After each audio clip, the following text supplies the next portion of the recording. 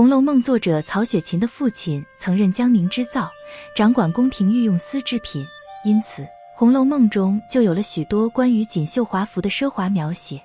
在书中第72回里，有一次王熙凤谈到荣国府的经济困难时，望儿媳妇曾说道：“府里哪一位太太奶奶的头面衣服折遍了，不够过一辈子的，只是不肯罢了。”这段话固然有宽慰巴结王熙凤的意图，但也足以说明这些人的衣服是何等的华贵。而在第77回里，王夫人撵晴雯出大观园时，曾吩咐过，只许把她贴身衣服撂出去，余折好衣服留下好给丫头们穿。后来袭人悄悄地派人将那些衣物给晴雯送去。作者在第78回里写道：晴雯死后，她所剩的衣履簪环约有300-400斤之数，她兄嫂自收了为后日之计。晴雯自10岁进荣国府到16岁死去，总共不到6年的时间里，衣履簪环就约有300-400斤之数。如果拿这笔钱跟之前刘姥姥所说的20多两银子够一户庄稼人过1年的情况比较的话，晴雯的衣服首饰算得上很大一笔资产了。而晴雯在荣国府里还算不上最上等的丫鬟。在第32回里，史湘云曾向袭人赠送过一枚降文石的戒指，袭人在表达感谢时说：“戒指能值多少，可见你的心真。”这里袭人收到湘云的宝石戒指，回谢里竟然有点礼轻情意重的意思，可见这种戒指的经济价值在袭人眼里算不了什么，而比这更贵重的首饰，袭人都已经司空见惯了。同样的原因，第52回里坠儿偷了平儿的虾须镯事发后，麝月就感到很不能理解。他说：“这小娼妇也见过些东西，怎么这么眼皮子浅？”由此可知，在荣国府连普通的小丫鬟都有可能接触甚至拥有贵重的首饰珠宝。对荣国府上上下下的人来说，衣服首饰都是一笔巨大的财富，而荣国府内也自然有一套关于衣服首饰的供给制度，而这一服饰分配制度也是按照等级清楚划分的。在第27回里，赵姨娘曾埋怨探春为宝玉做了双鞋，而没给自己的同母兄弟贾环做。探春反驳时就说道：“环难道没有分例的，没有人的？”这句话指明了主子们的衣着都有分例，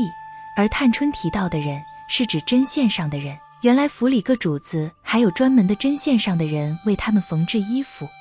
有一次，袭人抱怨自己给宝玉做衣服辛苦，宝钗就疑惑地问：“怎么不让那些针线上的人做？”袭人回答说：“宝玉要求高，贴身衣服都不要那些专门给他做衣服的人做，而是要自己的贴身丫鬟亲自动手。”而同样是4大家族的史家，由于经济没落，他们家的衣服得全家上下动手做，连史湘云这样的小姐都得做活做到3更天。在荣国府里，众人的衣服首饰有时候是按等级统一发放。例如，在第3回里，刚到荣国府的林黛玉就发现迎春、探春与惜春3姐妹出来相见时，其钗环裙袄3人皆是一样的装饰。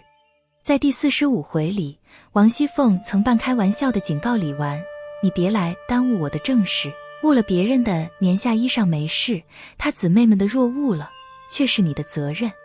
这说明过年前，荣国府里要统一发放一次新衣服。而在第73回里还可以看到，迎春的奶妈赌博输了钱，就偷偷地将迎春的一件很贵重的首饰攒珠蕾丝金凤拿去当钱来还赌债。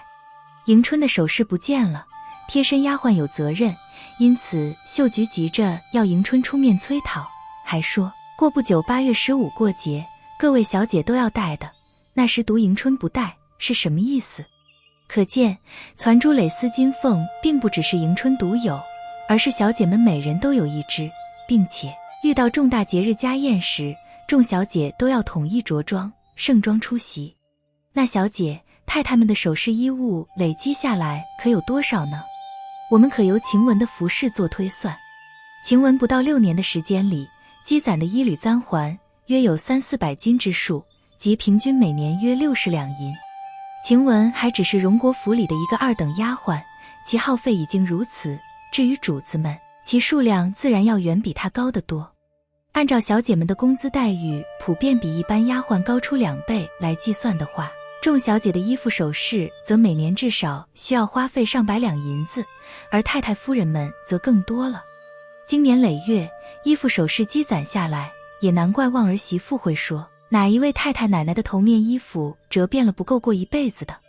在第72回里，大管家林之孝针对府内的经济困难而提出相应的对策中，裁员是很重要的一条。他说，如今说不得先10的利了，少不得大家委屈些，该使8个的使6个，该使4个的便使2个。这里指的是上等的大丫鬟，如果每个主子少使唤2人，总计约可裁员20人。按照之前的计算，这些人仅每年发放衣服首饰这一项，荣国府就可省下约1200多两银子，这可是很大的一笔开支了。如果再算上月钱与伙食开支等，那裁员能节约的成本就相当可观。然而，这样的主张一被提出，便被王夫人断然否决了。正是这样的家族体制，才保证了王夫人等人享受尊贵与特权。一旦旧的制度被改变，他们赖以维持统治的根基就会被动摇。因此，最不希望改变经济困难现状的，恰恰是那些既得利益者们。